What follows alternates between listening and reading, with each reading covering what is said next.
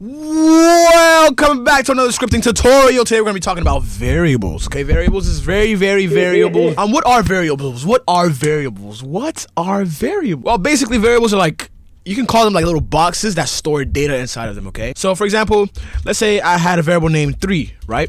And I wanted to store the number 3 in the variable, right? Cool. Now that I have declared the variable, right? I can use this little variable right here as many times as I want, right?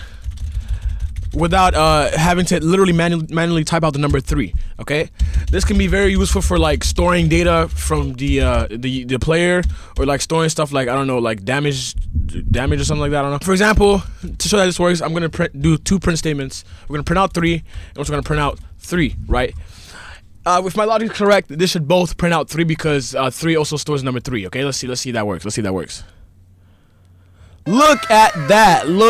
So for the naming conventions for variables, you can name a variable with anything from like a lowercase. It can start with a lowercase letter, uppercase letter, but it cannot start with wait, can it actually? It cannot start with a special symbol like exclamation mark, a period, or a a period, or like a colon sign. But you can actually start a variable with an underscore. If you want to do that, you can do underscore my variable. And it's gonna work, okay? You can if you do the print my variable, it's gonna print out 5, right? Exactly. So yeah, you can't really start a variable with a number or like a special character like this, okay? It has to be either a letter, uppercase or lowercase, doesn't matter, or you can start with an underscore, okay? Just don't do this. Don't.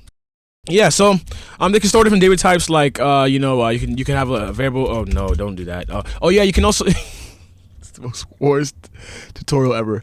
But you actually, so Roblox has certain keywords, right? Certain keywords like game, and like workspace, and string, and instance, right? You can't use any of these things as variables because these are already defined as something else. Okay, you cannot use these as variables. Okay, yeah. Make sure you don't do this. Okay, if you're trying to type a variable, like create a variable, and it has like a blue letter, right? Then you can't use that as a variable. If it's highlighted blue, you cannot use that as a variable. So you gotta find a different way to say that. You can also put the underscore there. Like, say if you want to reference game or something as a variable, you can put an underscore there to avoid that. But just try avoiding using these like highlighted blue words as variables, because you can't do that. Variables can also store other data types. Okay.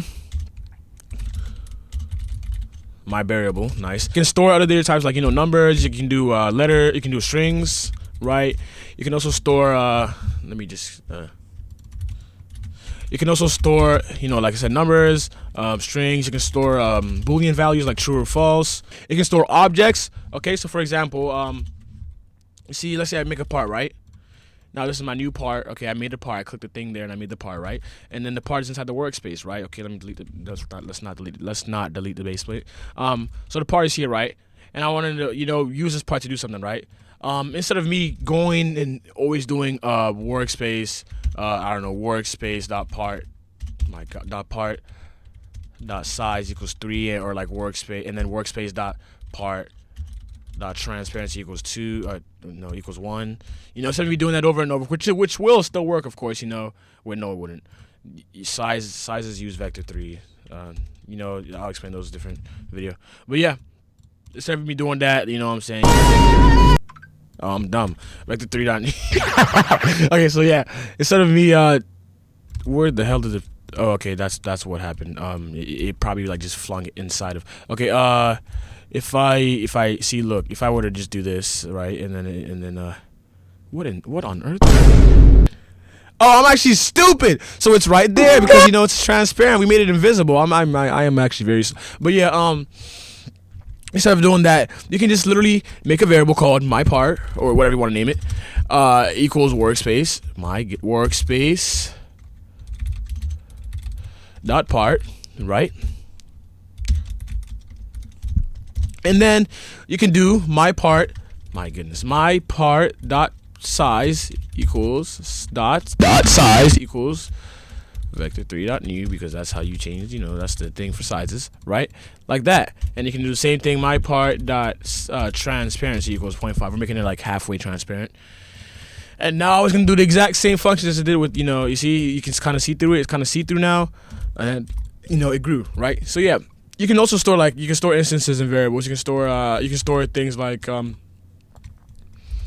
don't know, like let's say you had a decal here. I'm gonna put a decal, right? The decal's in front of it, cool. I don't know, let's say we have this. We're gonna copy this asset ID. Let me paste it in here real quick. I'm gonna copy this entire asset ID, right? And then let me just delete it so I can just demonstrate it to you guys. We can literally do asset ID equals and then this thing, but make sure asset IDs and texture IDs and stuff like that, make sure they're all strings, so make sure you have them in quotation marks, okay? So yeah, we can store the asset ID inside of a variable, and we can do myPart.decal, because that's what the picture thing is in. You see decal? Yeah, exactly. So myPart.decal and then image. What is the property for that? Texture. See the property? Yeah. So myPart.decal texture, because it's right here, texture, right? Equals asset ID, and then that's gonna give you is gonna put the picture. Let me add a weight so you guys can see the difference. Let's do weight 1. Let's do weight 1 here. On the top, right? And now it should wait 1 second before it grows in size, and then boom.